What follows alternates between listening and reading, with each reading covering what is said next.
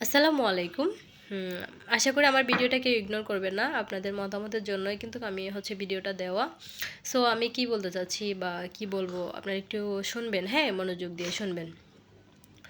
আমি কখনো ভিডিওতে এসে এভাবে কথা বলি না যদিও। আজকে আমার মনে হলো যে আপনাদের সাথে আদৌ একটু শেয়ার করি যে মতামতটা কী এটা জানতে চাচ্ছি। প্রথমত কথা হচ্ছে আমার ফেসটা এত বাজে যে কারো সাথে যায় না। আমি নাকি দেখতে নাকি এতটাই খারাপ। যদিও এটা হচ্ছে একদম ফিল্টার ছাড়া নরমালি, একদম কোনো ফিল্টার নেই, ফিল্টার ছাড়াই আমার অরিজিনাল ফেসটাই শো করলাম। তো প্রথমত কথা হচ্ছে যে একটা মানুষ যে কিনা আমাকে পটানোর জন্য অনেক বেশি চেষ্টা করে দিন শেষে আমাকে পটাইছে, হ্যাঁ, ভালোবাসার পান্দে ফেলছে। ফেলার পরে কি হয়েছে, আমি অনেক বেশি মায়ায় জড়াই গেছি, ভালোবেসে ফেলছি। দেন আমি ওকে ছাড়া কিছু বুঝি না, অন্ধ যাকে বলে, ওকে ছাড়া আমি পুরো অন্ধ। এত বেশি ভালোবাসি, তার হাজারটা ভুল থাকা সত্ত্বেও আমি তাকে বারবার করে মাফ করে দিছি, মাফ করে দিয়ে তার সাথেই থাকতে চাইছি। তাকে আমি অনেক বেশি ভালোবাসি সেই জন্য।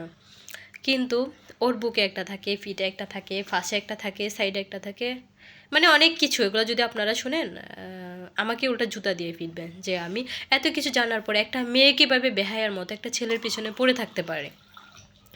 দেন আমি অনেকবার ব্রেকআপও করে দিছি, কারণ হচ্ছে এটা আসলে এরকম একটা রিলেশন কখনো কন্টিনিউ করার কথা না। যে জায়গায় একটা মেসেজ দিলে মেসেজ সিন হয় না, ঘন্টার পর ঘন্টা পার হয়ে যায়, আমার মেসেজ সিন হয় না, কলটা রিসিভ হয় না। দেন হচ্ছে আমি পাগলের মতো এই একজনের পিছিয়ে ছুটে বেড়াই, আর ও 10 জনের পিছিয়ে ছুটে বেড়াবে। এগুলো প্রমাণ সাপেক্ষ বারবার যদিও দিই, তারপরেও যদি আমি কোনো কথা শুনি বলবে যে প্রমাণ দাও। প্রত্যেকটা বার সে প্রমাণ চাইবে। যতবারই প্রমাণ দিই তাও সে ভুল স্বীকার করবে না, সে তার জায়গায় স্ট্রিট ফরওয়ার্ড থাকবে, সে এরকমই। সো তারপরও আমি কিভাবে মেনে নিচ্ছি, সে একটা মেয়ের সাথে রুম ডেটে গেছে, সেটাও আমি জানি, কার সাথে কোথায় যাচ্ছে, কি করতেছে না করতেছে, আমি A to Z জানার পরেও আমি তার সব কিছু আরও অনেক কিছু আমি হাইড রাখছি, এগুলো আমি ভিডিওর সামনে বলতে চাই না।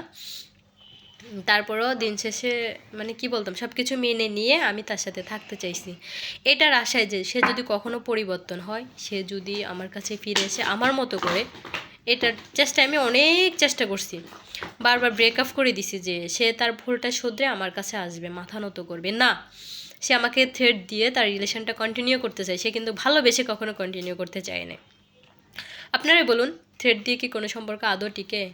যে সম্পর্কের কোনো ভ্যালুই থাকে না, এরকম একটা সম্পর্ক হয়? ভালোবাসাতে হচ্ছে সম্পর্ক আটকায়, ভালোবাসা ছাড়া কোনো সম্পর্কই আপনার আটকাবে না। তো তার মধ্যে কোনো মায়া নেই, ভালোবাসা নেই, সে কীভাবে এই সম্পর্কটা আটকাবে? হ্যাঁ, এটা বলেন, কিসের জন্য সম্পর্কটা আটকায়? আরেকটা কথা, আমি বারবার ব্রেকআপ করে দিছি। আমি জানি যে এখানে আমার সম্পর্কটাতে আমি যদি থাকি আমি কষ্ট পাবো, আমি কান্না করবো, দিন শেষে আমি কিচ্ছু পাবো না। সেজন্য আমি বারবার এই সম্পর্কটা থেকে বের হয়ে যেতে চাইছি, কিন্তু সে না, আমার পিছে পিছে এসে সম্পর্কটা টিকায় রাখছে। এখন সবশেষে আমি সব মায়া ত্যাগ করে আমি যেটা বুঝলাম যে ওর পিছনে পড়ে থাকলে আমার 2 টাকারও লাভ হবে না, কারণ আমি ওকে কখনো পাবো না। যে 12 নারীতে আসক্ত তাকে কখনো পাওয়া যায় না, সে এক নারীর কষ্টটা কখনো বুঝবে না। তো আমি ওকে ছাড়িয়ে দিলাম, ফাইনালি আমি ওকে ছাড়িয়ে দিলাম। এখন যখন ও আমাকে আর পাচ্ছে না পাচ্ছে না পাচ্ছে না, এখন কি বলতেছে জানেন?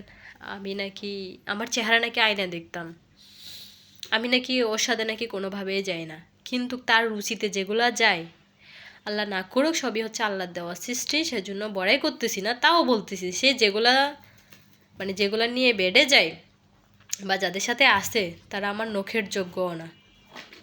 এই ভিডিওটা যদি ওর সামনে পড়ে, আপনার সামনে যদি এই ভিডিওটা পড়ে, আপনিও দেখে নিন, আপনার যারা যারা আছে প্রেজেন্ট, যারা যারা আছে তাদের সাথে আমার চেহারাটা একটু মিলাই দেখিয়েন, ওরা আমার পায়ের যোগ্য হবে না। বুঝছেন? আমার এই কথাগুলো বলার কোনো ইচ্ছা ছিল না, তাও বললাম আর কি, মনের ভাবটা একটু প্রকাশ করলাম। আপনারা আপনাদের মন্তব্যটা আমাকে জানাই যাবেন, হ্যাঁ? আমি নাকি কারোর যোগ্য না, ও আমাকে বল।